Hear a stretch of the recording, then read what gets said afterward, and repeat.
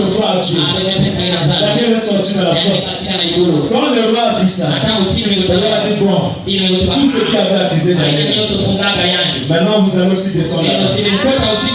Les lions ont dû commencer à faire. On savait, si on avait bouffé Daniel, on allait manquer les provisions. On allait manquer les provisions. Mais Daniel a trouvé, le lion a trouvé un. Mais en retour, Dieu a dit, à travers le roi, tous ceux qui ont accusé Daniel, avec leurs femmes, leurs enfants, récupérez-les, jetez-les dans la fosse de l'homme. Nous allons pouvoir, s'il faut un ange. Voilà, merci beaucoup Nathan Nzamele de l'autre côté de la réalisation. Alors l'évangéliste Movo, j'ai écouté une chose là-bas, c'est pour la première fois que le lion donne une offrande. Qu'est-ce que ça voulait dire? Waouh,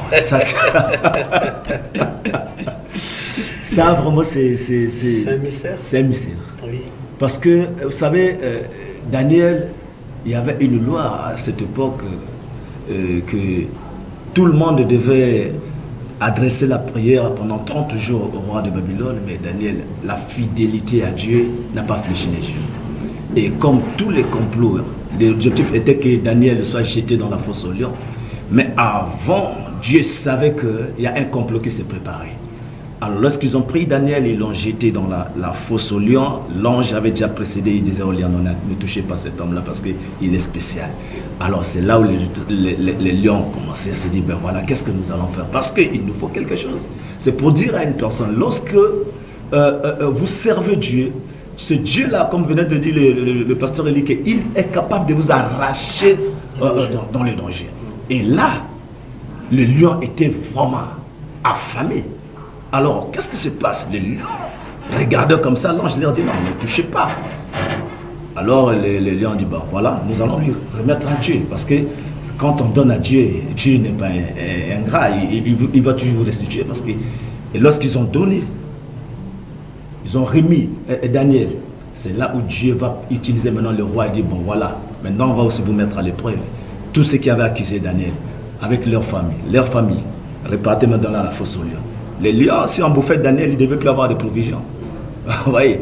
Et quand ils ont remis Daniel à Dieu, Dieu leur a donné ce qu'ils avaient et ils avaient encore plus de provisions. Qu'est-ce que je voulais dire par là au peuple de Dieu? Vous voyez? Dieu, lorsque il nous bénit, nous devons être reconnaissants envers lui. Lorsqu'il nous arrache au danger, nous devons être reconnaissants. Parce que même les animaux ont été reconnaissants. Alors l'homme doit être aussi reconnaissant. Lorsque nous donnons à Dieu, Dieu est capable de nous donner son centuple.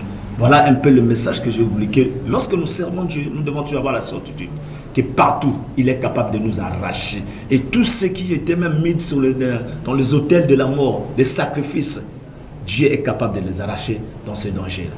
Et là, le peuple était vraiment béni. Et je crois que chacun de nous a tiré une leçon par rapport à ce que nous avons entendu. Voilà, merci beaucoup l'évangéliste. Chacun a tiré une leçon par rapport donc, à cette thématique, à cette première édition aussi.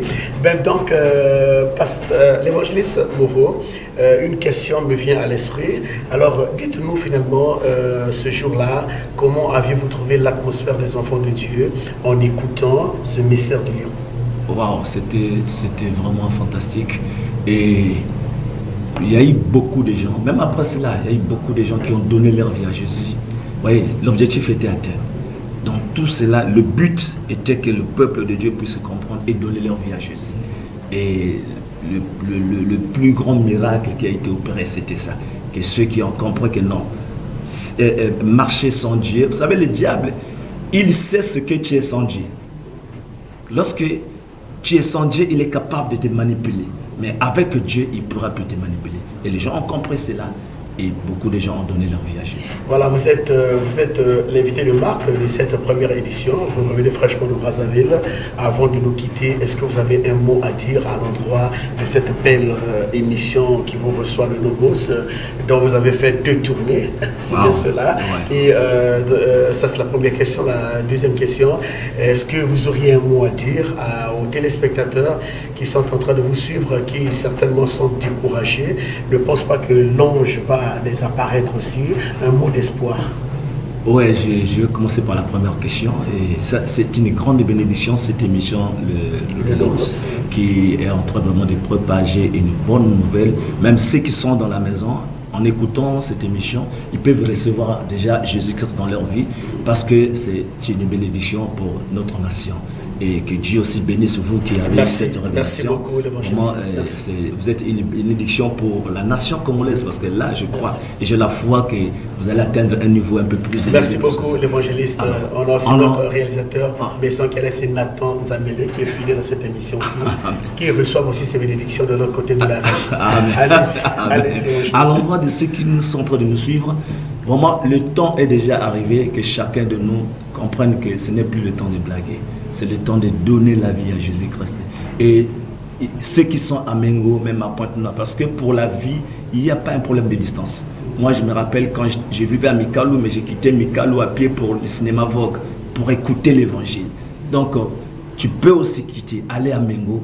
Là-bas, l'ange va te visiter et tu verras la gloire de Dieu. Amen. Merci. L'évangéliste, c'est un téléspectateur qui vous suit. Est-ce que vous pouvez l'aider de recevoir Jésus-Christ dans sa vie comme Seigneur et Sauveur, puisque ça fait partie de votre ministère? Et que, pour toi qui es en train de me suivre, en 1 minute, je sais que peut-être que tu es découragé, mais cette émission est là, tu es en train de me suivre, c'est une bénédiction que le Seigneur t'a accordée. Alors, si tu es avec moi, suis-moi et suis la prière que je vais t'adresser. Répète derrière moi, Jésus-Christ, je viens d'écouter ta parole. À partir d'aujourd'hui, je donne ma vie à Jésus. Je te servirai. Je donne ma vie tout entière à Jésus-Christ de Nazareth. Et je m'engage à le servir. Je te reçois comme Seigneur et Sauveur. Prends ma vie. Prends ma vie. Au nom de Jésus. Amen. Voilà, donc vous devenez donc enfant de Dieu après avoir reçu Jésus-Christ dans votre vie comme Seigneur et Sauveur. Nathan Nzamele de l'autre côté de la réalisation, vous allez préparer un procès musical avant de faire lever l'homme de Dieu. Alors, l'homme de Dieu, nous vous disons très merci. Merci. C'est de votre fidélité et de votre participation lors de cette émission. Mais vous êtes à Brazzaville, l'émission Le Logos arrivera à Brazzaville. Il n'y a pas un problème, je serai très content. Une émission à l'église. Très content. Là, je crois que Samy Bouanga est en train de comprendre.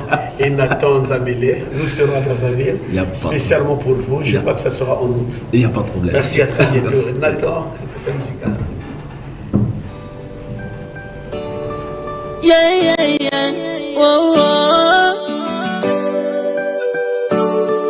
Yeah, yeah, yeah. Whoa, whoa. Yeah, yeah.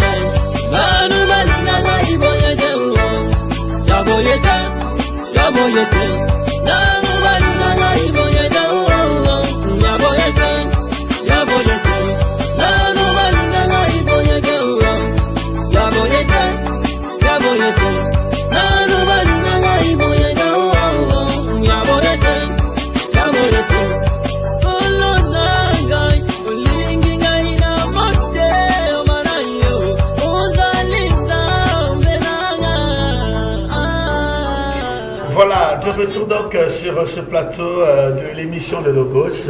Pasteur Elie-Michel Idokour, vous disiez que vous avez reçu des hommes de Dieu. Est-ce que l'évangéliste Movo était le spécial à cette première édition ou il y avait encore d'autres hommes de Dieu? Au dehors de l'évangéliste Félix, il y avait 2 autres. le pasteur Destiné Mamosso et le pasteur Sylvain Mwanda.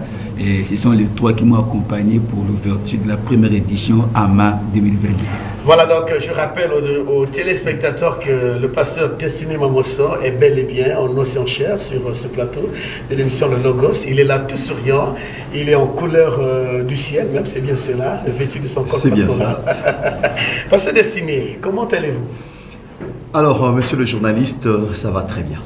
C'est pour la première fois que vous prenez part à cette grande